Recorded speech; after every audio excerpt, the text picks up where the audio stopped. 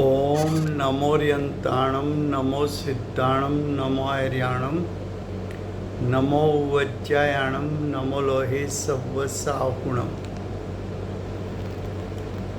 मंगलं भगवान् वीरो मंगलं गौतमो गणी मंगलं कुंदकुंदार्यो जैनधर्मोऽस्तु मंगलम्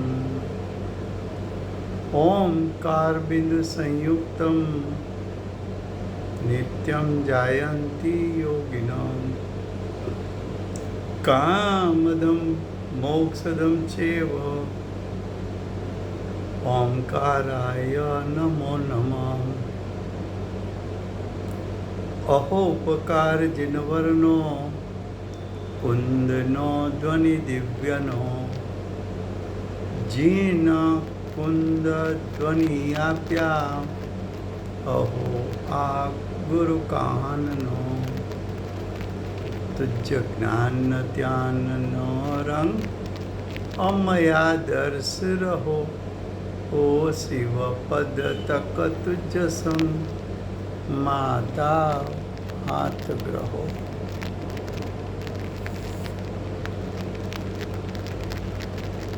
ये जैन सिद्धांत प्रश्नोत्तर माला है जिसका प्रकाशन दिगंबर जैन स्वाध्याय मंदिर ट्रस्ट सोनगढ़ ने किया है। उसमें 5वां अधिकार 6 कारक का चलता है। जब कोई एक क्रिया होती है तो एक क्रिया को 6 दृष्टि से देखा जाता है कि वो क्रिया का कर्ता कौन, वो क्रिया का कर्म क्या, वो क्रिया करने का साधन यानी करण क्या, वो कर्म यानी वो क्रिया किसके लिए की गई यानी संप्रदान, वो क्रिया कहाँ से आई यानी ध्रुव अपादान, और वो क्रिया किसके आधार पर हुई यानी द्रव्य के क्षेत्र के आधार पर हुई जिसको अधिकरण कहते हैं। ये 6 कारक में प्रश्न 356 तक हुआ है। अब प्रश्न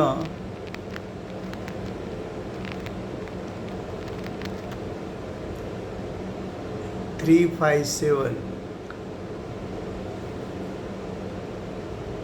प्रश्न है 357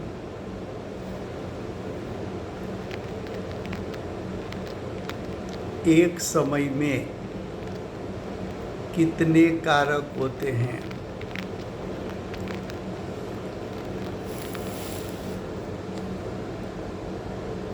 एक समय कोई भी क्रिया होती है, क्रिया का काल तो एक समय है।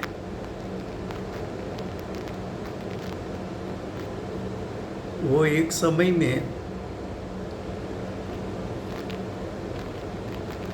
कितने कारक होते हैं?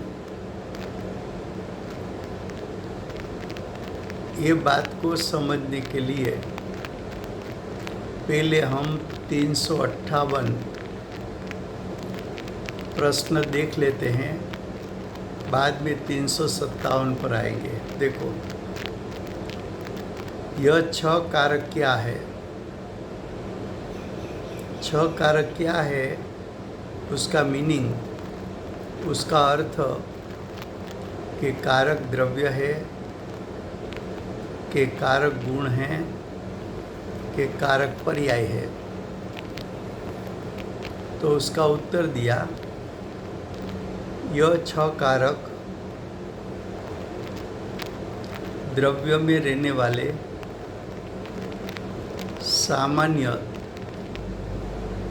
सामान्य का अर्थ 6 द्रव्य में है, सामान्य और अनुजीवी गुण का अर्थ अस्थि रूप गुण।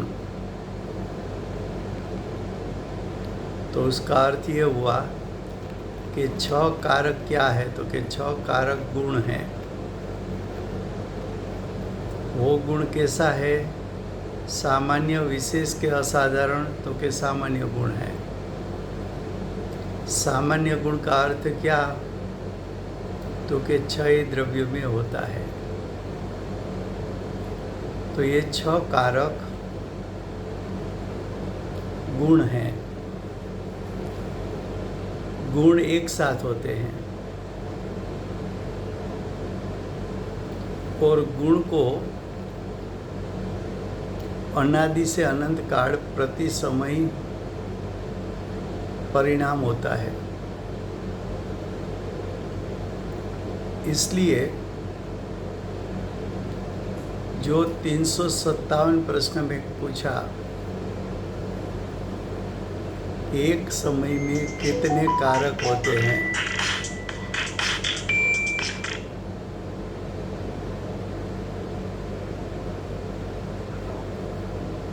तो एक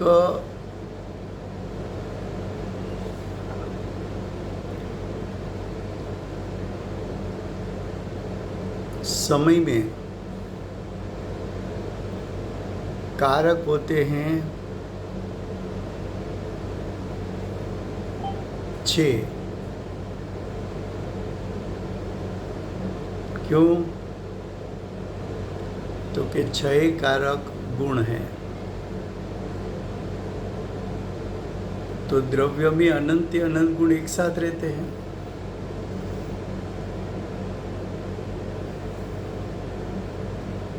तो 6 कारक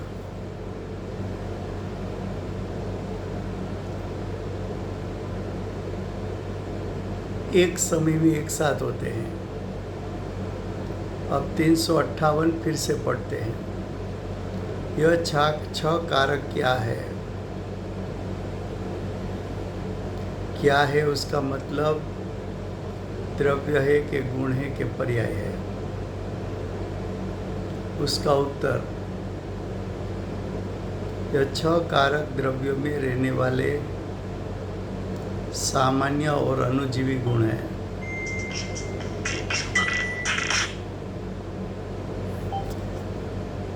प्रति समय उनकी 6 पर्याय नई होती रहती है। 6 पर्याय क्यों होती है?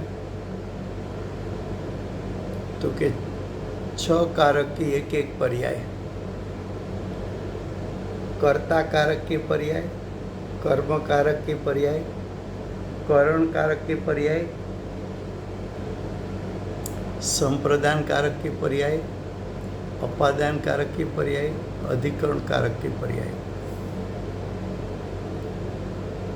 और 6 गुण साथ में हैं, तो एक समय में 6 कारक की 6 पर्याय उत्पन्न होती है।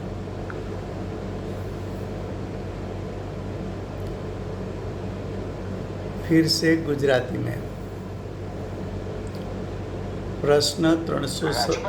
हाँ जी રાજુભાઈ, આ 6 કારક 6 ગુણો તો બરાબર છે, એ તો બરાબર છે ભાઈ, પણ 6 પર્યાય એક સાથે કેવી રીતે થાય? કારણ કે પર્યાય તો એક પછી એક જ થાય, તો એક સાથે કેવી રીતે હોય?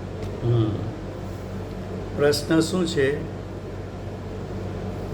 કે 6 પર્યાય એક સાથે કઈ રીતે થાય? પર્યાયનું સ્વરૂપ તો એવું છે કે પર્યાય એક પછી એક પછી એક થાય। એ તો ક્રમવર્તી છે। હા, અને ક્રમવર્તી છે। તો કે અહીંયા કઈ પર્યાય લીધી છે? દ્રવ્યની પર્યાય લીધી હોત તો અનંત ગુણોના એકત્વ સ્વરૂપ એક દ્રવ્ય થયું. તો દ્રવ્યની પર્યાય એક પછી એક થાય, પણ દ્રવ્યમાં ગુણ અનંત છે. બરાબર. તો અનંતે અનંત ગુણ પોતપોતાની એક એક પર્યાય પ્રગટ કરે. દરેક ગુણ પોતપોતાની પર્યાય પ્રગટ કરે. જેમ કે શરબત છે તો સાકરે શું કર્યું? પોતાની મીઠાશ પ્રગટ કરી. મરીએ શું કર્યું? તો કે પોતાની તીખાશ પ્રગટ કરી. નિમકે શું કર્યું? તો કે પોતાની ખારાશ પ્રગટ કરી. લીંબુએ શું કર્યું? તો કે પોતાની ખટાશ પ્રગટ કરી. પાણીએ પોતાનો સ્વાદ પ્રગટ કર્યો. તો જેમ 5 સબસ્ટન્સ એકસાથે હોય તો પાંચેય પોતપોતાની એક એક પર્યાયને પ્રગટ કરે, એટલે એક સમયમાં 5 કહેવાય. એવી રીતે એક જ દ્રવ્યમાં ગુણ અનંત છે. દરેક ગુણ પોતપોતાની એક એક પર્યાય પ્રગટ કરે છે, એટલે અનંત ગુણની અનંત પર્યાય એક સાથે છે.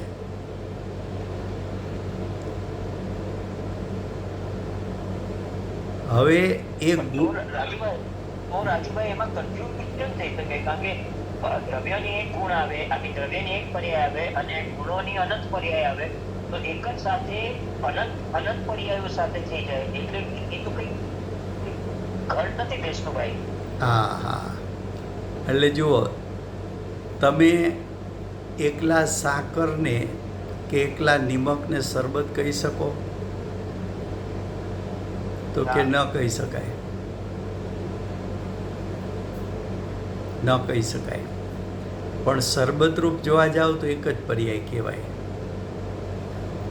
શરબત તમે એમ બોલો ખાટું છે કે મીઠું છે, પણ એ તમે 5 સબસ્ટન્સનું એકત્વ કરીને એક શરબત એમ કીધું.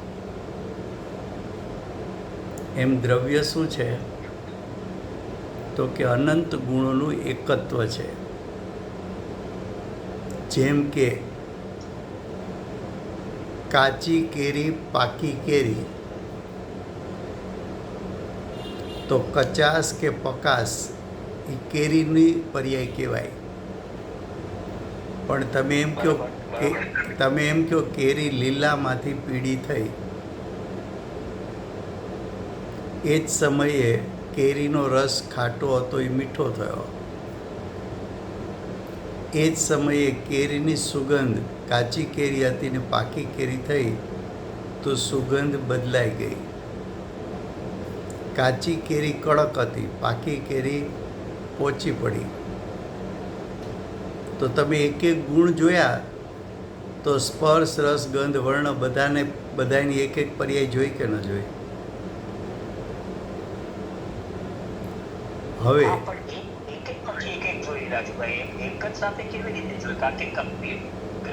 સાથે તમે એમ નહીં ના, તમે લીલાશમાંથી પીળાશ થઈ એટલો ફેરફાર રંગગુણનો થયો. ખાટામાંથી મીઠી થઈ તો એ રસગુણનો ફેરફાર એક જોયો. સુગંધ બદલાણી, કાચી કેરી પાકી કેરી, તો એ તમે ગંધ ગુણની પર્યાય જોઈ.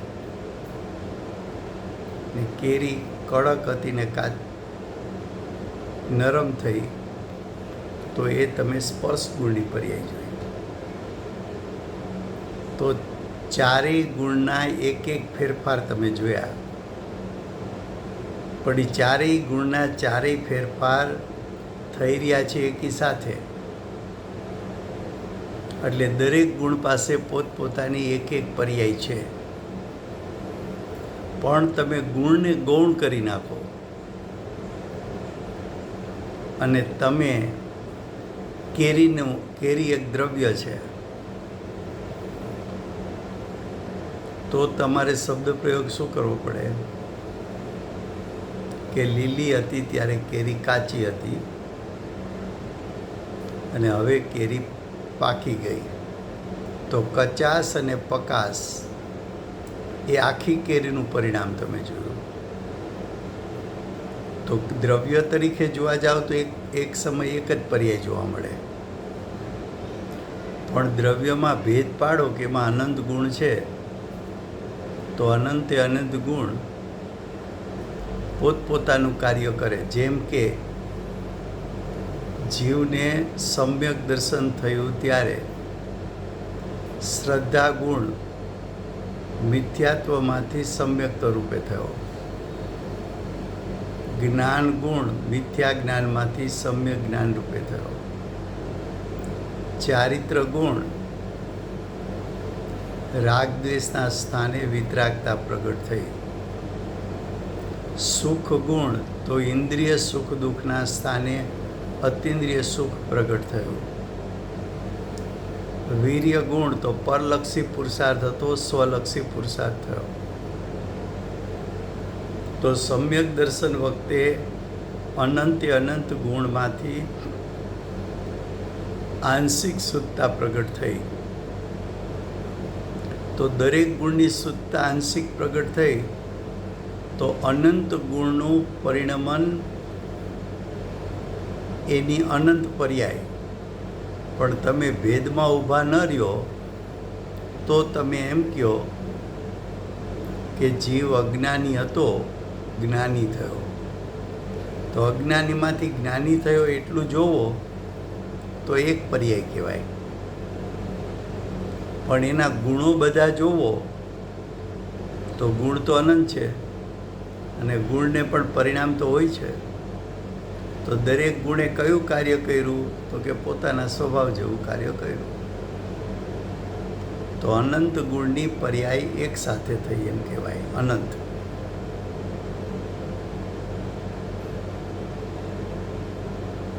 Okay, thank you very much Rajubhai. Thank you. હા.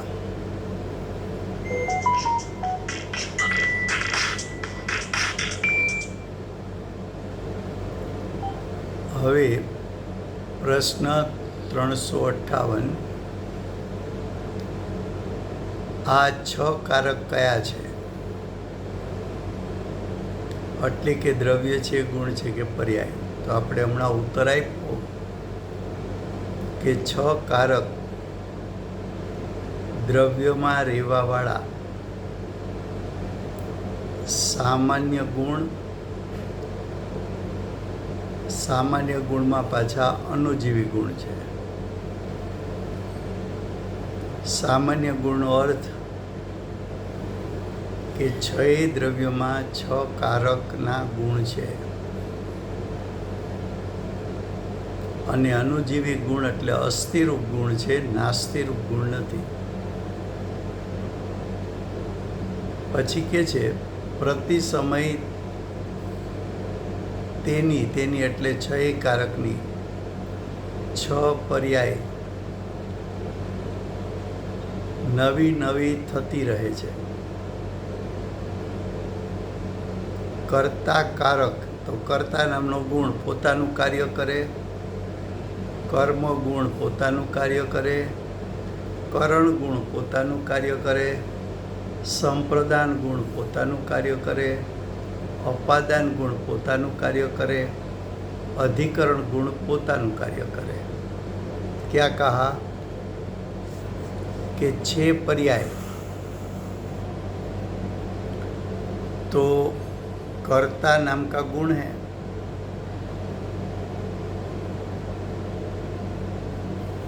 तो कर्ता गुण की पर्याय, कर्म नाम का गुण है तो कर्म गुण की पर्याय,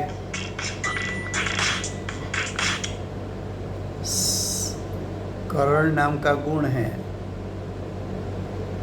तो करण नाम की पर्याय, करण गुण की पर्याय, संप्रदान नाम का गुण है तो उसकी पर्याय, अपादान गुण है तो अपादान गुण की पर्याय, और अधिकरण नाम का गुण है तो अधिकरण नाम की पर्याय, अधिकरण गुण की पर्याय. अब प्रश्न 359, आत्मा में से ही आत्मा के द्वारा ही शुद्धता प्रकट होती है, उसमें कितने कारक है?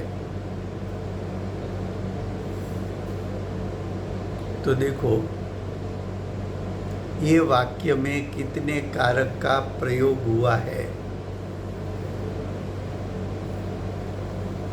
वो ढूंढ के बताना है। तो आत्मा में से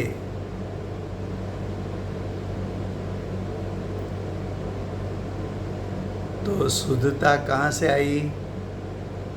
आत्मा में से, यानी आत्मा के ध्रुव स्वभाव में से। तो ध्रुव स्वभाव कौन सा कारक है?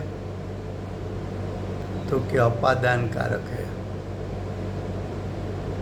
तो आत्मा में से ये शब्द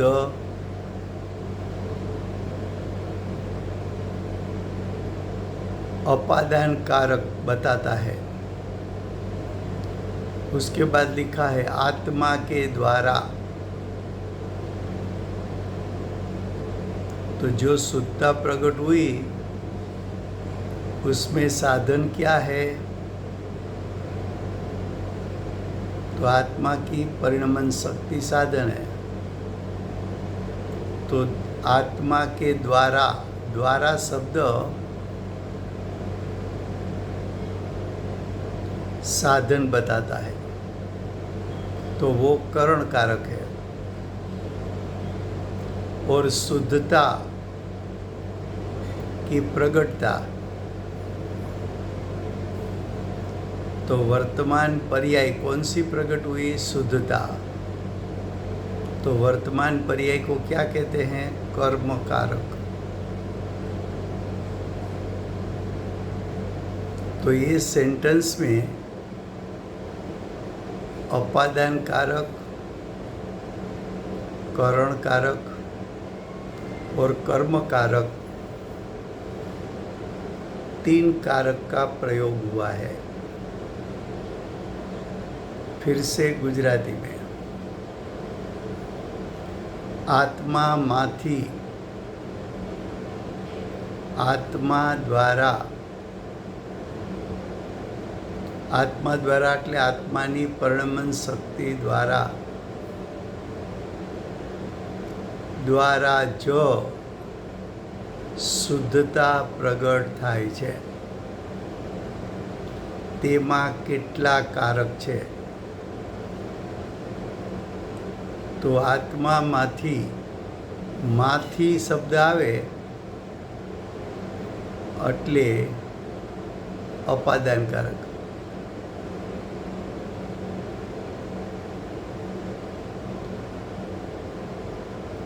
आत्मा के द्वारा, तो आत्मा थी शब्द आवे तो करण कारक। शू प्रगट थयुं वर्तमान में? शुद्धता। तो शुद्धता कार्य है, शुद्धता वर्तमान पर्याय है। तो शुद्धता एक कर्मकारक है। तो आ सेंटेंस में त्रण कारकनो उपयोग करवामां आव्यो छे।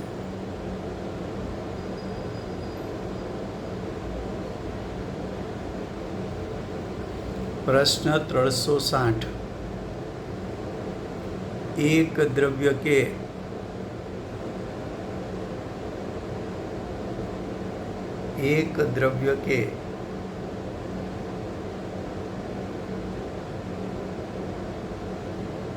पर्याय रूपी कार्य वास्तव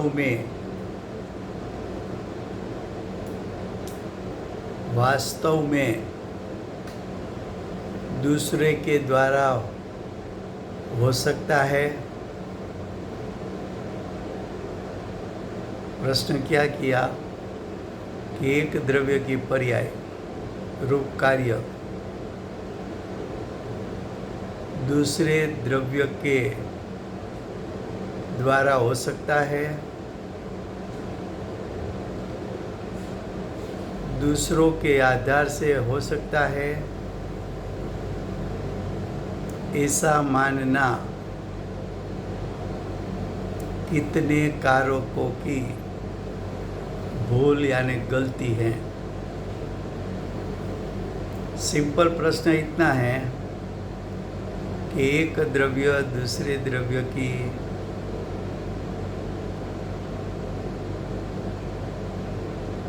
पर्याय कर सकता है,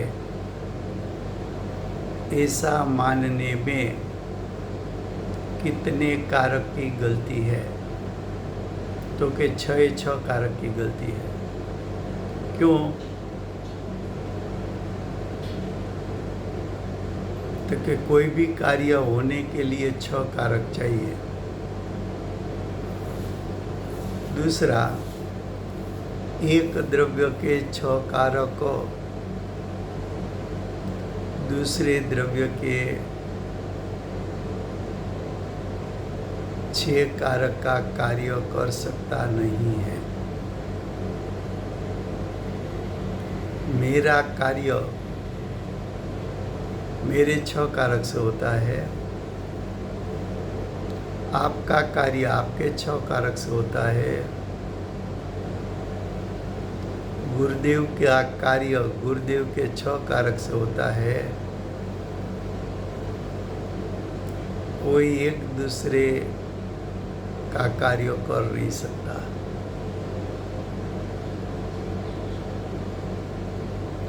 फिर से गुजराती में प्रश्न शू कर्यो छे? एक द्रव्यनी पर्यायरूपी कार्य वास्तवમાં બીજા દ્વારા એટલે બીજા દ્રવ્ય દ્વારા એટલે બીજા દ્રવ્યના 6 કારક દ્વારા થઈ શકે છે। એક દ્રવ્યનું કાર્ય બીજા દ્રવ્યના આધારે થઈ શકે છે। થઈ શકે છે એવું માનવું એમાં કેટલા કારકની ભૂલ છે? તો કે એક દ્રવ્યના કારકો બીજા દ્રવ્યના કારકોનું કાર્ય કરી શકતા નથી, માટે 6 કારકોની ભૂલ છે।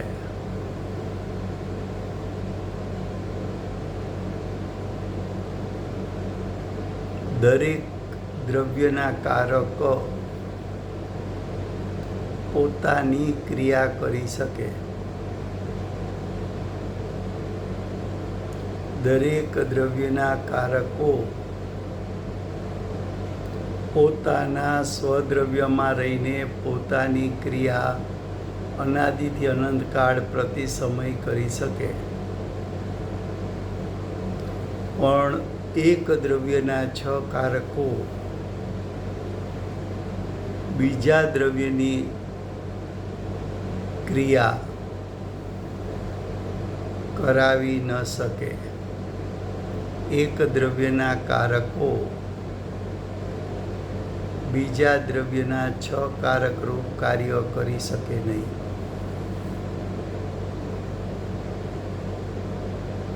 જો તું એમ માને કે એક દ્રવ્યનું કાર્ય બીજું દ્રવ્ય કરી શકે છે, તો દ્રવ્ય પરાધીન થઈ જાય।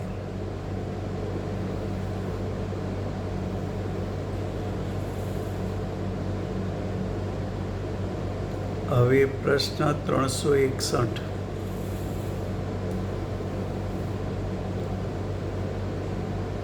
प्रश्न 361। आत्मा केवल ज्ञान प्राप्त करता है, उसमें 6 कारक किस प्रकार से लागू होगा?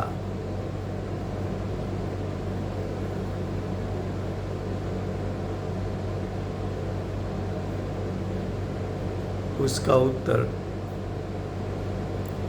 केवल ज्ञान प्राप्त करने की इच्छा रखने वाले आत्मा को बाह्य की सामग्री की अपेक्षा रखकर तंत्र होना निरर्थक है। उसका अर्थ क्या? तो कि केवल ज्ञान स्वयं के 6 कारक से प्रकट होता है, पर के 6 कारक से तुझे केवल ज्ञान प्रकट हो सकता नहीं है।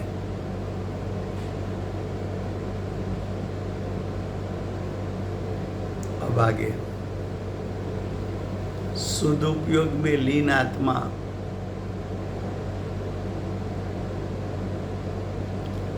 सदुपयोग में लीन आत्मा स्वयं ही 6 कारक रूप होकर केवल ज्ञान प्राप्त करता है।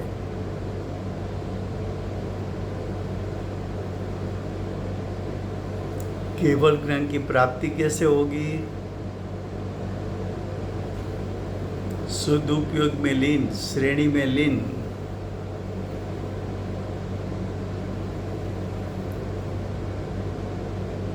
तो श्रेणी में लीन होने के लिए तुझे स्वयं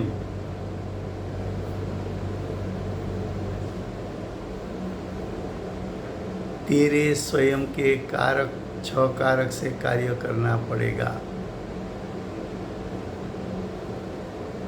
तो समोसण में बैठा हो तो तीर्थंकर भगवान के 6 कारक से तुझे क्षायिक ज्ञान प्रकट नहीं हो सकता।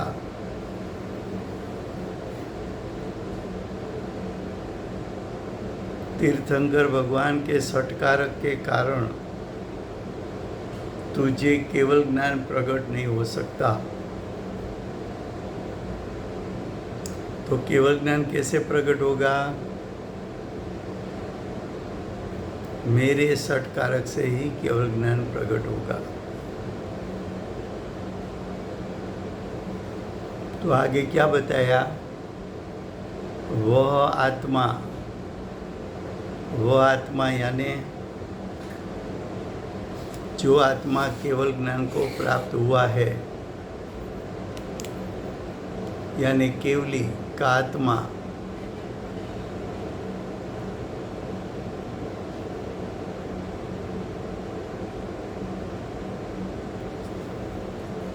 केवली का आत्मा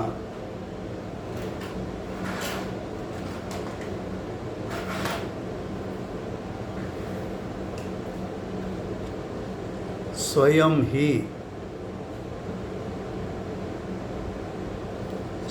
ही उसका अर्थ है स्वयं के 6 कारक से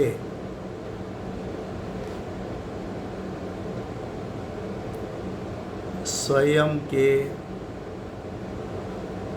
6 कारक से, तो स्वयं का 6 कारक में स्वयं ही करता है।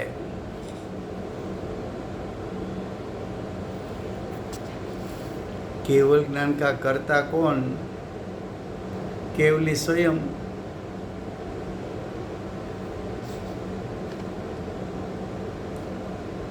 केवल ज्ञान जो प्राप्त हुआ उसका कर्ता केवली ही करता है। स्वयं अनंत शक्तिवान केवल ज्ञान को प्राप्त करता है, इसलिए केवल ज्ञान कर्म है। केवल ज्ञान क्या है? कर्म। या तो केवल ज्ञान से स्वयं अभिन्न होने के कारण आत्मा स्वयं ही कर्म है। अगर केवल ज्ञान की पर्याय को आत्मा के साथ अभेद कर दो, वैसे अभेद ही होती है, लेकिन अभेद करके समझो तो आत्मा को कर्म कहने में आता है। लेकिन आप भेद करो कि आत्मा और उसकी पर्याय केवल ज्ञान, ऐसा भेद करो तो केवल ज्ञान को कर्म कहेंगे।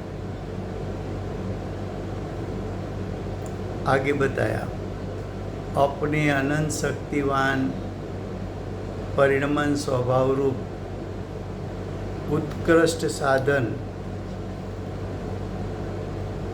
परिणमन शक्ति क्या है? करण है। क्या है? परिणमन शक्ति साधन है। तो तीसरा कारक बताया साधन परिणमन शक्ति। तो परिणमन शक्ति के द्वारा केवल ज्ञान होता है। आगे, इसलिए आत्मा स्वयं ही कारण है। उसके आगे, स्वयं को ही केवल ज्ञान देता है। आज जो केवल ज्ञान में अतीन्द्रिय ज्ञान का वेदन हुआ, वो अतीन्द्रिय ज्ञान का वेदन, उसका आस्वाद किसको आया?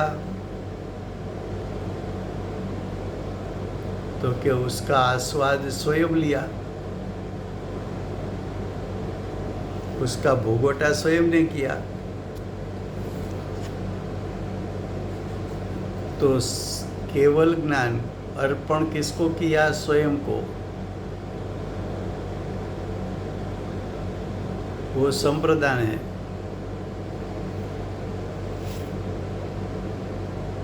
अब आगे, अपने में से मति श्रुतादि अपूर्ण ज्ञान दूर करके केवल ज्ञान होता है। इसलिए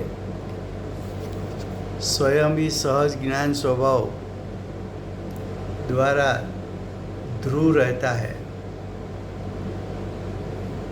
एक केवल ज्ञान आया कहाँ से? ध्रुव स्वभाव में से आया। केवल ज्ञान ध्रुव स्वभाव में से आया।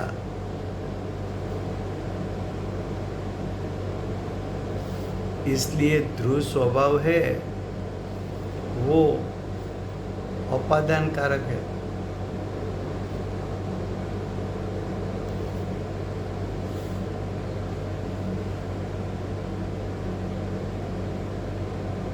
अब लास्ट कारक उसमें अपने में ही, अर्थात अपने ही आधार से। अपने ही आधार से उसका अर्थ क्या? तो के स्व क्षेत्र,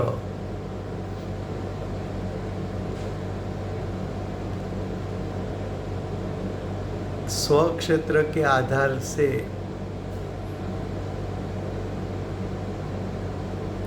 तो जो स्व क्षेत्र है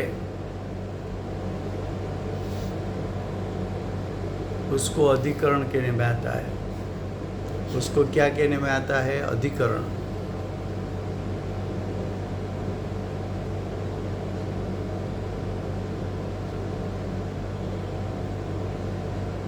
तो इस प्रकार 6 कारक एक ही द्रव्य में दिखाया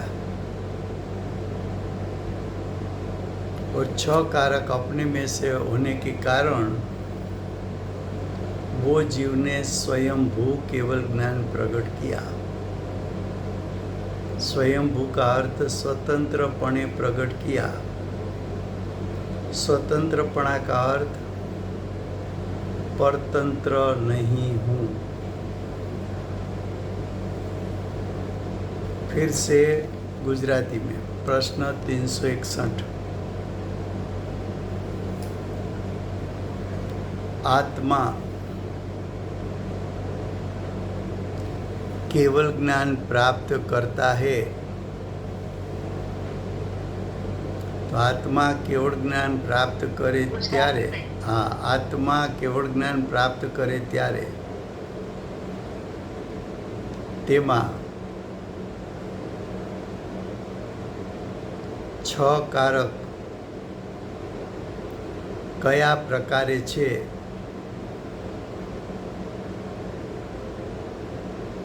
એનો ઉત્તર કેવળ જ્ઞાન પ્રાપ્ત કરવાની ઈચ્છા રાખવાવાળા આત્માને બાહ્ય સામગ્રીની અપેક્ષા રાખીને પરતંત્ર થવું નિરર્થક છે.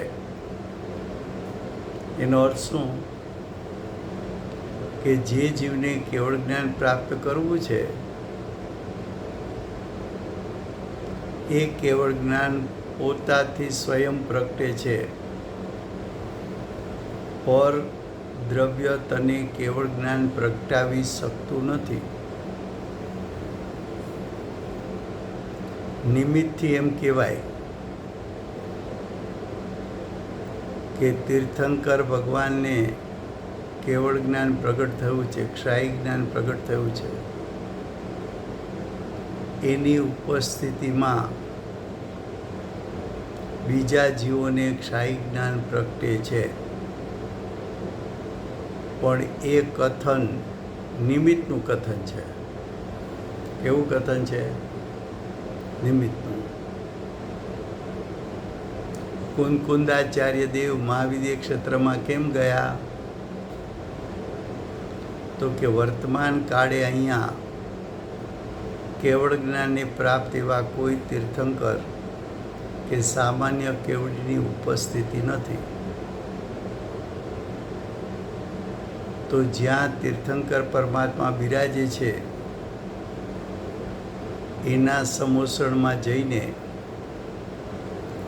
એમના નિમિત્તે અમને પણ શ્રેણી આરોહણ થાય અને કેવળ જ્ઞાનની પ્રાપ્તિ થાય એવું કથન એ નિમિત્તનું કથન છે. અહીં નિમિત્તથી વાત નથી કરવી. અહીંયા તો એમ સિદ્ધ કરવું છે કે દરેક જીવ અથવા દરેક દ્રવ્ય, ત્રણેય કાળ, દરેક ક્રિયા પોતાના સટકારકથી કરે છે. તો પ્રશ્ન શું કર્યો? કે કેવળ જ્ઞાન પ્રાપ્ત કરવું છે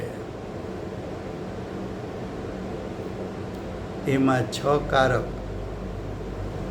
કયા 6 કારક? તો કે નિશ્ચય 6 કારક.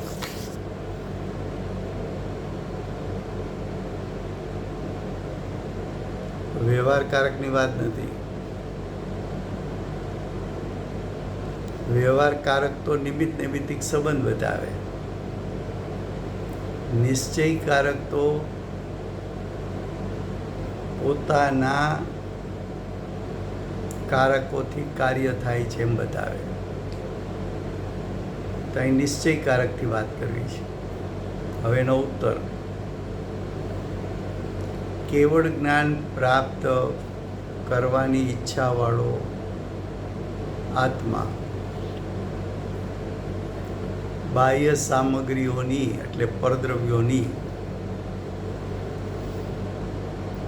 બાહ્ય સામગ્રી એટલે પરદ્રવ્યો, પરદ્રવ્યની અપેક્ષા રાખીને પરતંત્ર થવું નિરર્થક છે. કેવળ જ્ઞાન પ્રાપ્ત કરવું હોય તો તીર્થંકર પરમાત્મા મને કેવળ જ્ઞાન પ્રાપ્ત કરાવી દેશે એવી અપેક્ષા રાખવી પરતંત્રપણું છે. કેવળ જ્ઞાન મને મારા સટકારકથી પ્રગટ થશે એ જીવની સ્વતંત્રતા છે. હવે આગળ કે છે શુદ્ધ ઉપયોગમાં લીન આત્મા સ્વયં જ 6 કારકરૂપ થઈને કેવળ જ્ઞાન પ્રાપ્ત કરે છે. તો કેવળ જ્ઞાન કોને પ્રગટ થશે?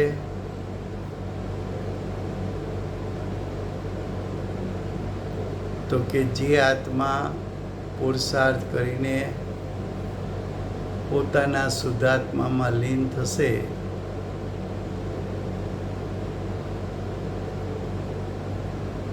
તેને પોતાના જ સટકારકથી કેવળ જ્ઞાન પ્રગટ થશે.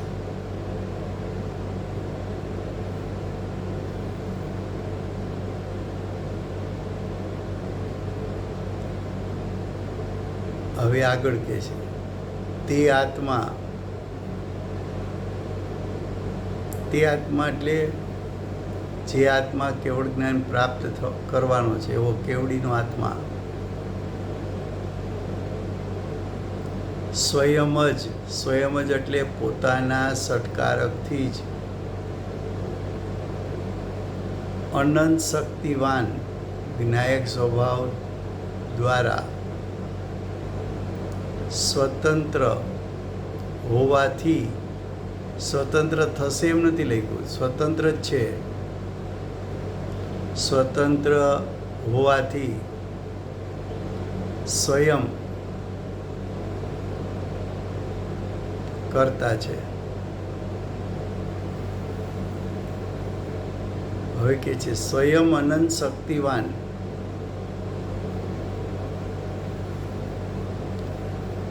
કેવળ જ્ઞાનને પ્રાપ્ત કરે છે. આત્માના 6 કારક પરિપૂર્ણ સામર્થ્યવાળા છે. એને પરની અપેક્ષા નથી, નિમિત્તની અપેક્ષા નથી. એ કેવળ જ્ઞાનની પ્રાપ્તિ પોતાના અનંત સામર્થ્યવાળા 6 કારકથી પ્રગટ કરે છે. માટે કેવળ જ્ઞાન કર્મ છે. તો કેવળ જ્ઞાનને કર્મ કીધું અને સ્વતંત્ર પોતે શક્તિમાન છે ને કેવળ જ્ઞાનનો કર્તા થાય છે. તો પેલા એક કારક કર્તા બતાવ્યું, હવે બીજું કારક કર્મકારક બતાવ્યું, હવે ત્રીજું કારક બતાવશે કે કેવળ જ્ઞાનથી સ્વયં અભિન્ન હોવાને કારણે आत्मा स्वयं ही कर्म है.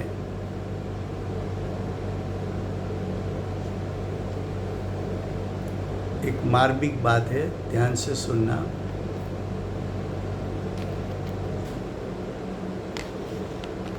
सोनगढ़ से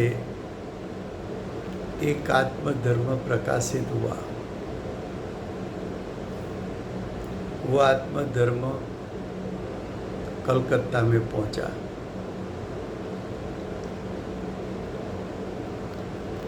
सोगानी जी के पास आया. उसमें कुछ हेडिंग ऐसा था कि कारक 6 नहीं है, कारक एक ही है.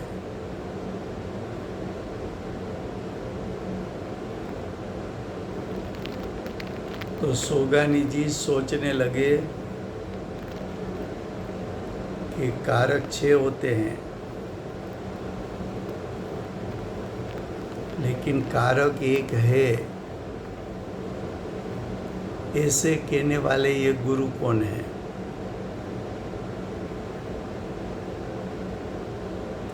उसको कुतूहलता हुई. सोनगढ़ का एड्रेस ढूंढ के कलकत्ता से सोनगढ़ आए. तो कारक 6 है कि कारक 1 है, ऐसा प्रश्न में हो सकता है. तो कि कारक 1 कब कहा जाता है, कारक 6 कब कहा जाता है? तो कि क्षणिक उपादान, वर्तमान पर्याय का क्षणिक उपादान, उसको आत्मा में अभेद देख अभेद करके कर्ता आत्मा को कहने में आता है। जो परिणाम वर्तमान उत्पन्न हुआ वो भी आत्मा के साथ अभेद है, तो कर्म कारक भी आत्मा को कहने में आता है। परिणमन शक्ति भी आत्मा में अभेद है, इसलिए आत्मा को ही करण कहने में आता है। और ये पर्याय का आस्वाद जो आत्मा ग्रहण करता है वो पर्याय भी आत्मा में अभेद है, तो संप्रदान भी आत्मा को कहने में आता है। ध्रुव स्वभाव आत्मा में अभेद है, इसलिए आत्मा को अपादान कहने में आता है। और आत्मा का स्वक्षेत्र आत्मा के साथ अभेद है, तो अधिकरण भी आत्मा को कहने में आता है। तो 6 कारक को अभेद करके एक कारक कहना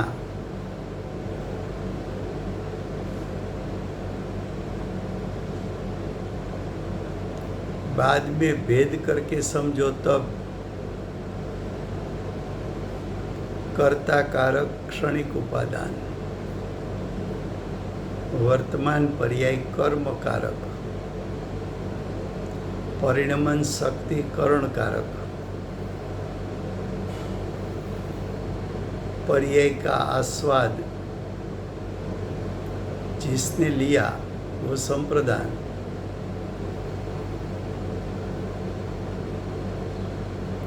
पर्याय ध्रुव स्वभाव में से आई तो ध्रुव स्वभाव अपादान, स्व क्षेत्र के आधार से पर्याय उत्पन्न हुई तो वो अधिकरण, वो भेद करके 6 कारक कहने में आता है, अभेद करके एक कारक कहने में आता है। तो यहाँ 6 कारक भिन्न भी बताते हैं, बाद में बोलते हैं कि अभिन्न करके देखो।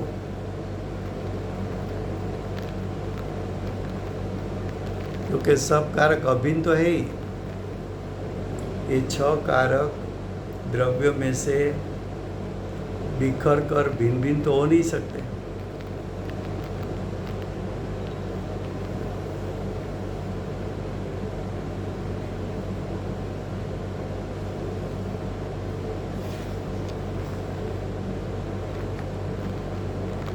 तो केवल ज्ञान से स्वयं अभिन्न होने के कारण आत्मा स्वयं ही कर्म है। आगे बताया तीसरा कारक, त्रीजू कारक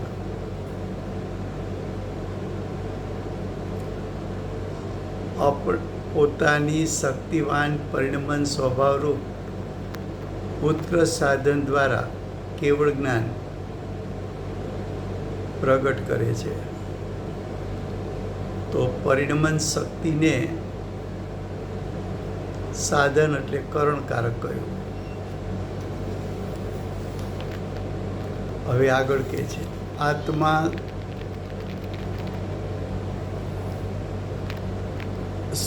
સ્વયંને જ કેવળ જ્ઞાન અર્પણ કરે છે। આ કેવળ જ્ઞાન કોના માટે ઉત્પન્ન કર્યું તો કે પોતા માટે।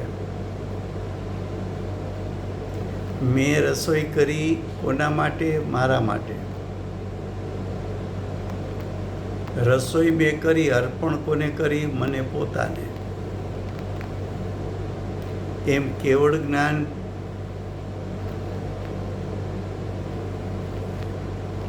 તો કે કેવળ જ્ઞાન પ્રગટ કર્યું કોના માટે?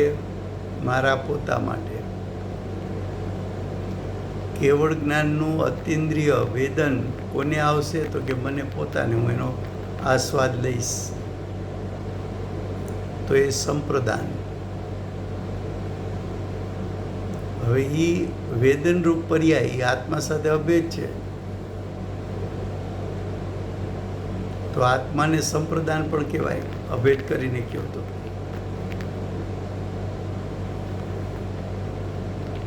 પેલા મતિશ્રુત જ્ઞાન હતું, પછી મતિશ્રુત જ્ઞાનનો વ્યય થયો અને કેવળ જ્ઞાન પ્રગટ થયું. એ કેવળ જ્ઞાન ક્યાંથી આવ્યું? તો કે ધ્રુવ સ્વભાવમાંથી. તો ધ્રુવ સ્વભાવ અપાદાનકારક.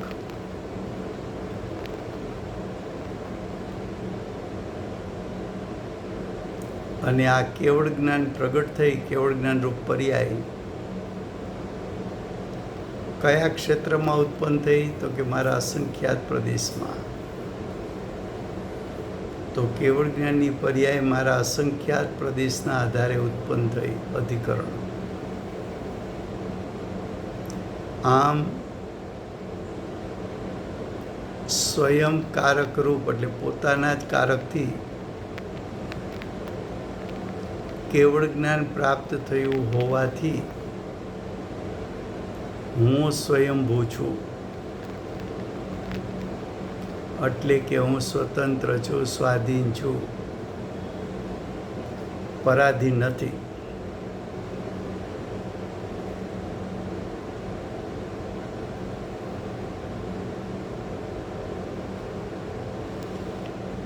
હવે પ્રશ્ન 362. व्याप्य व्यापक भाव विना कर्ता कर्मनी स्थिति हो सकती है? શું પ્રશ્ન કર્યો કે વ્યાપ્ય વ્યાપક ભાવ વગર કર્તા કર્મ હોઈ શકે? તો કર્તા દ્રવ્યને કીધું, વર્તમાન પર્યાયને કર્મ કીધું. તો વર્તમાન પર્યાયમાં દ્રવ્ય વ્યાપે નહીં તો પર્યાયની ઉત્પત્તિ થાય જ નહીં.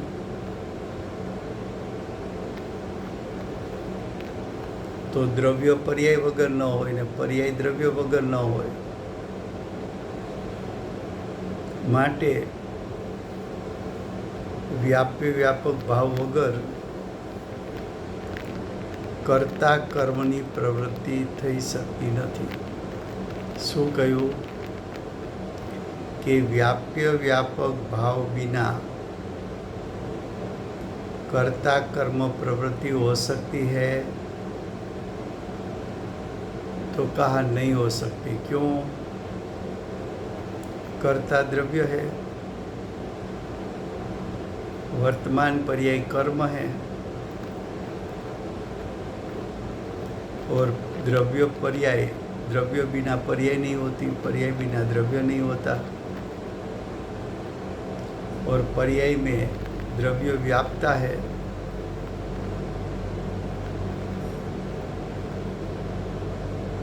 तो द्रव्य पर्याय के बीच में व्याप्य व्यापक संबंध नहीं होता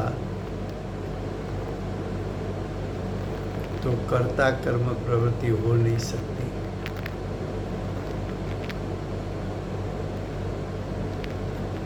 तो जो ये व्याप्य व्यापक संबंध है, सभी द्रव्यों को अपनी पर्याय के साथ तीनों काल प्रति समय व्याप्य व्यापक भाव होता है.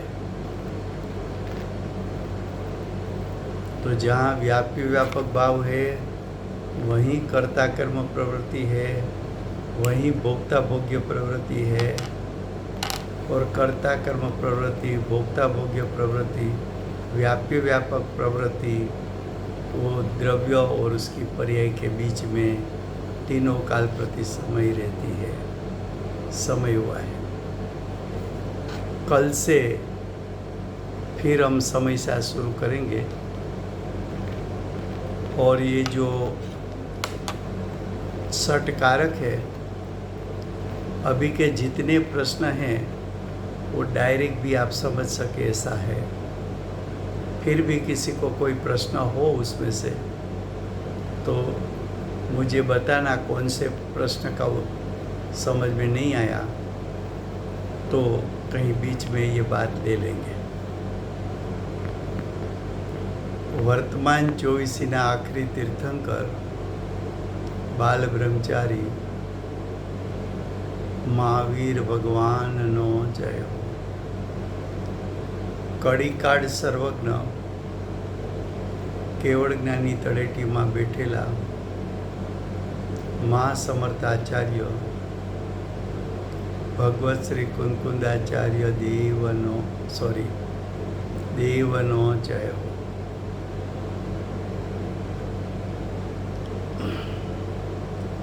વર્તમાન કાળે ષટકારકનું સ્વરૂપ બતાવનાર તીર્થના નાયક, તીર્થના સ્થાપક, તીર્થના પ્રવર્તક પરમ કૃપાળુ શ્રી સદગુરુદેવનો જય હો।